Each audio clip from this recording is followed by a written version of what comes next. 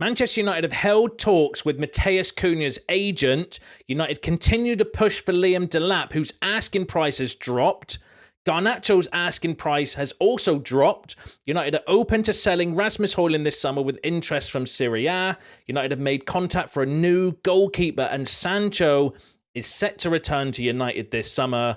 All this plus more in today's video as we run through all the latest Manchester United news and transfer news that will keep you right up to date with everything. Welcome to Man United Review. My name's Jamie. Before we get into it, smash a like on the video. Why not? And let's jump straight into it. So firstly, how are you feeling after the game and the performance last night? I am prepared for some Onana bashing in the comments. Rightly so, in my opinion, as well. I thought he, if you're going to talk the talk before a game and had a bit of a spat with Nemanja Matic, then you need to walk the walk.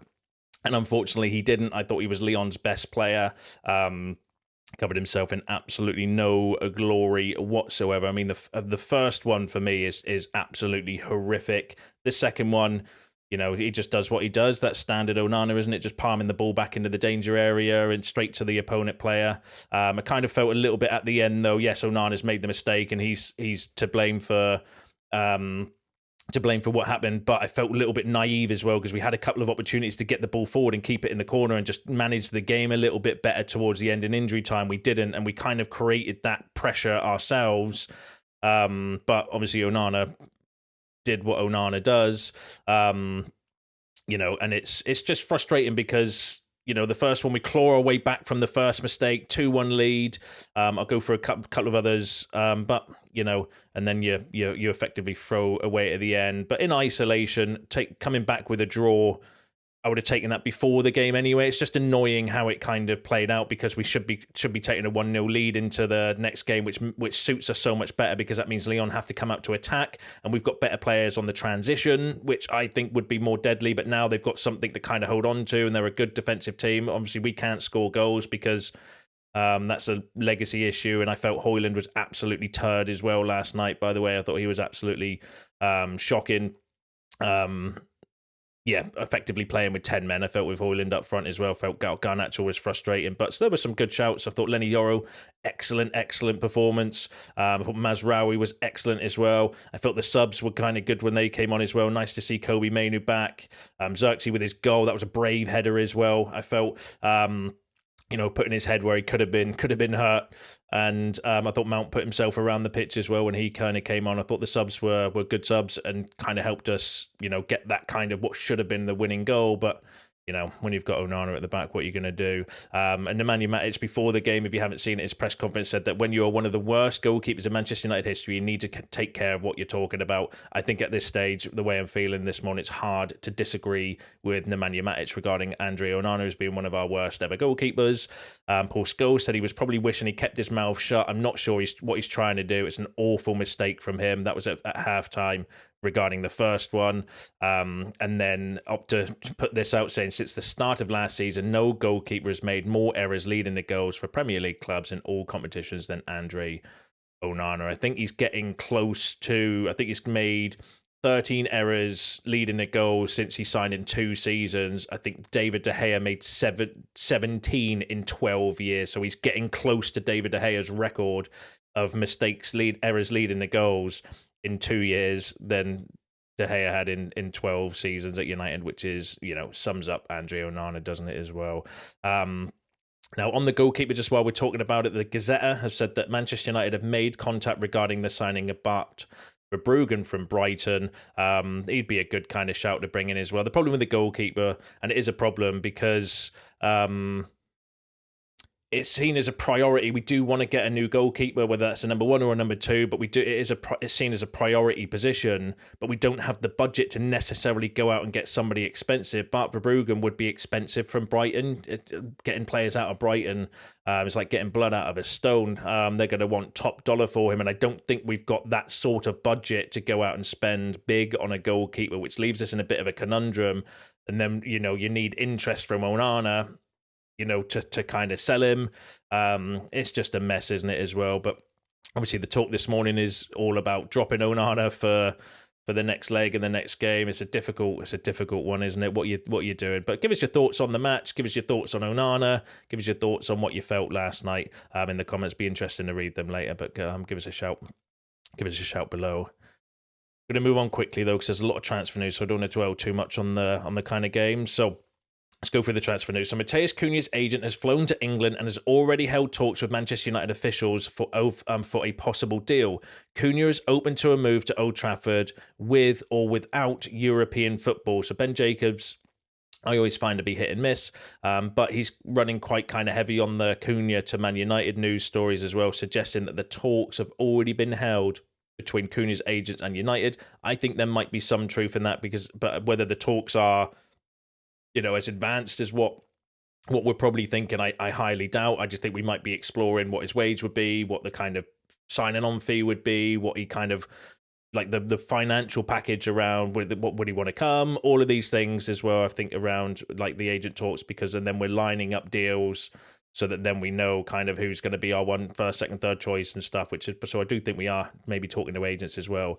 Fabrizio Romano, though, said his agents are always in England, so it's not a big point to say that they're going to meet clubs. Manchester United appreciates the player, but it's not something they're already negotiating. So Romano kind of dismissing Ben Jacobs, saying that his agents have flown in, saying, well, they're always in England anyway, and that United appreciate the player, but we're not in negotiation. So again, I think the kind of truth will be somewhere in the middle, where maybe we are speaking to his agent, maybe just making some inquiries around salary and, will he want to come and all that sort of things as well. But definitely a player of interest.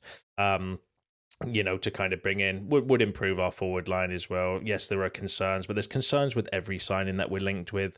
And I'm going to stop dwelling on the kind of concerns so much because, I think our signings so far under Ineos have been really good. There's been more hits than misses when you kind of analyse it. I think Delit's been good. Mazraoui's been excellent. Lenny Yoro looks a player. Look at his performance last night. Obviously got his first goal for the club as well. Excellent young player. Ugarte was brought in to do a job to stop us being so open in midfield, and we're not so open in the midfield when he kind of plays. Xerxes has turned his kind of career around from his shaky start, but, he is young, new league. I was kind of defending him at that time as well, saying, we need to give some players some time in the league. He's starting to become... he still needs to improve. He's not the finished article, but he's looked a lot better of late. Dorgu looks a good signing at left back. Aiden Heaven looks a good signing. We've got Diego Leon coming in as well. So most of their signings, yes, you can be a bit critical of some of and some of you will like and maybe not like some of them so much, but they've all been decent signings at worst. Some of them have been excellent signings. So I'm just going to trust Ineos and Christopher Vivell, Jason Wilcox. Ruben Amram knows what he wants in player profiles as well, and that's kind of key. It's not like Ten Hag will be happy to get what he wants, or he'll be happy just to go and sign his former players. Ruben Amram knows exactly what profile of player that he wants, and I don't think he's the sort of manager that will deviate from that kind of plan. And I do think that Wilcox and Vivell and everyone like that are working to get him the kind of right profile of player in.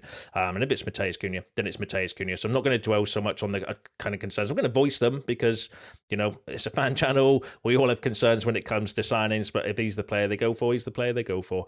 Give us your thoughts on that in the comments. Now, another player we've been heavily linked with, and this one's probably more plausible, I would say, than Matheus Cunha, is Tyler Dibling. So Southampton are expected to allow Tyler Dibling to leave for around £35 million. The 19-year-old is set to reject a new contract and is receiving concrete interest from Manchester United. Now, that came from Court Offside. That's more like it with the kind of asking fees for Tyler Dibling, in my opinion. It was like a couple of weeks ago, they were saying £100 million and stuff, which was absolutely, a joke to be spending that sort of money on Tyler Dibling. If you can get him for 30 to 35 million, maybe with some add-ons and, all of that kind of jazz, then I'd be kind of cool with that as well. The concern with is age. Another young developmental player as well. Do you know what I mean? We do need some experience maybe to come in, especially in the forward line, because, we're lacking that kind of real quality or that real composure up front as well. Like Garnacho snatching at things and Hojlund snatching at things because of their inexperience. And then it's frustrating Bruno because, he's laying on balls to them and they're not touching it or not passing it back. And it's creating like it's a mismatch of profile up front. And Tyler Dibling would be a good kind of signing, but I would want a bit more experience up front as well. But if that's the route they go down, that's the route they kind of go down. But yeah, that's more realistic. I think 35 million for Tyler Diblin for me. Then yes, I think that would be a good deal personally. But yeah, nowhere near like £100 million. Like, what was somebody smoking over at Southampton asking for that? Now, another young player that's where apparently we've also held talks with is Omar Kamara. So the news over the last couple of days, remember I brought you a video the other day around a triple raid on PSG. There was reports before as well regarding Omar Kamara. So Manchester United have held meetings with Omar Kamara's agent in recent days and are now pushing with Dortmund in contact too. Mohamedou Sangaré and Axel Tate are also of serious interest to United. Now, that came from Sully Talks, who's been really credible recently regarding behind-the-scenes youth staff, injuries, transfer news and stuff behind United. I think he's got a connection at the club somewhere. Going off of like kind of his reports as well, kind of confirming the story that came out from L'Equipe that these three young players are set to leave PSG. Whether we're going to get all three, who knows? But talks held about Kamara. He's looks seen as a top prospect. Is like a winger, so would be someone that maybe come in and play as the kind of attacking 10, young, developmental. Like, I'm cool with us going for these sort of players as long as we strengthen the first team first, because these are players that are bought in for, you know, to increase the kind of under 21s or to develop or to, you know, potentially have a pathway to the first team as well. So that's exciting. So that's kind of three players there, you know, where the reports are that we're kind of holding talks with, concrete interest in Diblin, held talks with Cunha apparently, and also Kamara as well. So that's really interesting to kind of see. But yeah, give us your thoughts on that in the comments. Now, the other player that we're massively invested in, it seems, is Liam Delap. So Liam Delap's release clause will drop to £30 million if Ipswich Town are relegated this season. That originally came from The Guardian, but that was also confirmed by Fabrizio Romano, where he said that Liam Delap's release clause at Ipswich Town will be worth £30 million in case of relegation. Man United and Chelsea are both keen on the player, and he's part of their shortlist for the summer transfer window. So that came from Fabrizio Romano as well, but The Guardian did break it first, so I wanted to give them a shout out regarding that as well. So what are you thinking on that? Does that make him more appealing with him being 30 million instead of 40 million? For me personally, it doesn't really make a difference, that sort of price drop for Liam Delap. It's just whether he's the right profile of player. Whether I have concerns with Liam Delap, his age, and yes, he's had Premier League experience, but he's had one season in the Premier League. It's not like he's a seasoned pro and it's his fifth season or third season. Do you know what I mean? Like, so I do have worries about bringing in another young player, putting them up front. But if you mix it with a bit of experience, like if you did get Cunha, for example, and Delap, then you know, Cunha can take a bit of that kind of load off because he is a little bit more seasoned, a little bit more experienced. You know, can also play up front as well. So I wouldn't necessarily be against that, but there are concerns with Delap. But again, I trust the kind of people in charge until they prove otherwise, that they're untrustworthy. And I can't kind of disagree. As I mentioned earlier, I can't disagree with some of the transfers and that they've made so far. So if they go for Delap, then it is what it is. I personally, you know, I do have a lot of concerns around just his age, really, with Delap. That's all. But yeah, give us your thoughts on that in the comments. Now, another player whose price has potentially dropped is Garnacho. So Napoli are considering making new contact with Manchester United for Alejandro Garnacho. United have lowered their price to €50 million, a figure within Napoli's reach. Now, that came from a good South American journalist suggesting that maybe United are willing to lower their asking price for Garnacho, which is more in line with what Napoli can afford. And that then means that Napoli are maybe starting to make contact again. No smoke without fire with Garnacho. Obviously, in January, we would have sold Garnacho had we got the 60 million asking price that we had. The reason we were asking for 60 million is because we'd let Anthony go. Rashford was on the verge of going. You can't then sell Garnacho without buying a replacement. And obviously we didn't have the money available to just buy a replacement in January. So we were asking Napoli for more money because the actual rumours were we were looking at Cunha. We were going to bring in Cunha in January. And then those kind of deals fell through. Cunha then signed a new contract at Wolves with the release clause. And obviously Garnacho stayed. So, you know, whether there is something in that, you know, no smoke without fire with Garnacho and Napoli. What do you think about the €50 million asking price, though? Is that too little, too much? Yeah, give us your thoughts on that in the comments. Going back to Liam Delap, though, The Athletic was saying that there are other considerations too for Liam Delap, such as league position, the possibility of playing in Europe, challenging for trophies, and his desire to be a mandatory first-team pick. Just because there's a buyout clause in place, don't automatically assume that Delap will go for a fixed price. either. If 2 clubs or more meet the clause, it's quite possible that, that follow-up offers will be made and the numbers will start to go up. It is also inevitable that wages will come into it, and a significant part of Delap's thinking will come down to which clubs are offering him the highest salary. So the Athletic threw a few good kind of points out there as well regarding the Delap. Just because it's 30 million does not automatically mean United are going to get him. We are in competition with Chelsea. There's rumours that Newcastle might be interested in him as well. I read the other day that RB Leipzig might be interested. Dortmund might be interested as well. So there's a few other teams that are going to be interested in Liam Delap, especially at that sort of price. It makes him more desirable. So you've got to factor in things like wages, European football, his position in the squad and team and stuff as well. It is seen that we are in direct competition with Chelsea, which worries me because Chelsea always steal our transfers. So if we're competing with Chelsea, then, that does kind of concern me as well. The only kind of thing that's I could say we've got Jason Wilcox knows the player, so maybe there's some kind of bond and some kind of connection there as well, which might give us a slight advantage. But, Chelsea always snake us with transfers and sneak in and steal all of our transfers. Not that I am bitter about that as well, but that's just, they've been doing it for years, which is really, really annoying. But yeah, we'll just need to wait and see what happens with the kind of Delap stories.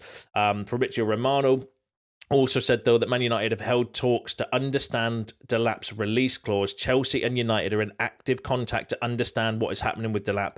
Delap's agent has made direct contact with clubs around Europe, but particularly in England. So again, Romano saying that talks have been held with Delap. So that's Cunha. Apparently talks held with, Omar Kamara talking with, Liam Delap talking with. We're talking the talk. We just need to not do an Onana now and walk the walk and actually see if we can get some of these deals kind of done, or we could end up, throwing it in our net in terms of transfers. But yeah, it's looking. I would put, just kind of summarize. I think Delap we're going for by all accounts. I think. Yeah, he seems to be the direction we're going down. He's the most heavily linked striker anyway, with all the kind of reporting and the bullshit stories that I bring you sometimes, and all the the gossip around transfers. Liam Delap, I think, has got the most credibility. I then think Tyler Dibbling has probably got the most credibility behind it as well. And then Matheus Cunha, I think, has got, a little bit of credibility behind it, although I want to see a little bit more because Ben Jacobs, for me, is a hit and miss journalist, sometimes decent, sometimes not so decent. So I'd want to see a bit more credibility regarding Matheus Cunha. But if I was to guess, it looks like at the moment Delap and Dibbling might be, the plausible ones from everyone that we're kind of linked with. But yeah, we'll have to kind of wait and see, because obviously if Chelsea come in, Chelsea could easily outbid us and offer him a 20-year contract on ridiculous money, because that's what they kind of do. But yeah, we need to keep an eye on it. Now, Romano also said, though, that Victor Gyökeres could still be an option for Manchester United, but it is not a done deal. It is an open story for many clubs. So Romano kind of saying that maybe. So you're saying there's a chance with Victor Gyökeres? Yeah, not kind, because the stories around Gyökeres, he didn't want to come, and Arsenal heavily linked with him as well. But according to Romano, it's an open race, so it's not quite dead on the Gyökeres story. So for those who prefer Gyökeres as your number kind of one striker as well, there is still a slight possibility. Although I would, the other reports have all suggested that Gyökeres doesn't want to come, and we don't want to pay that sort of money for somebody of his age as well. But yeah, we'll keep an eye on it for you. Now, obviously, the striker situation is, where does that leave kind of Højlund? So Manchester United have made Rasmus Højlund available for transfer after failing to impress Ruben Amorim. That came from Gimme Sport. Serie A clubs are monitoring Rasmus Højlund's situation ahead of the summer transfer window. If Manchester United decided to sell Højlund to bring in a new striker in the summer, Italian clubs would be ready to start concrete contact. So Romano suggesting that there is maybe something in us looking to sell or move on or loan out Højlund, and that Serie A clubs are monitoring the situation, so they're waiting to see what actually happens with United. Obviously, we do buy a striker, maybe they then start inquiries about Højlund. We need to sell him. I think if we were going to sell Højlund, we'd need at least £40 million, I think it is, to not record a PSR loss, because his book value is around 40 million. Whether teams are going to kind of want to pay that for Rasmus Højlund, I mean, he is still young, So there's that on his kind of side.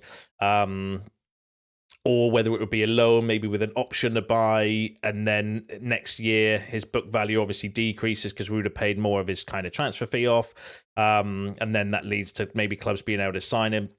Who knows? But we're going to keep an eye on the kind of striker situation. He's not doing himself any favors at the moment, is he? I know he's young and he's confident, but he's just not doing the basic things right at the moment. Like, can't hold up the ball, can't pass properly. Like, he had a scuff shot last night. And I know a lot of it does come down to confidence and age and stuff, right? But, there comes a time where you've also got to look in the mirror and say, well, can I not at least control the football and start from there? And he's just not doing anything at the moment, effectively playing with 10 men, sometimes with Hojlund.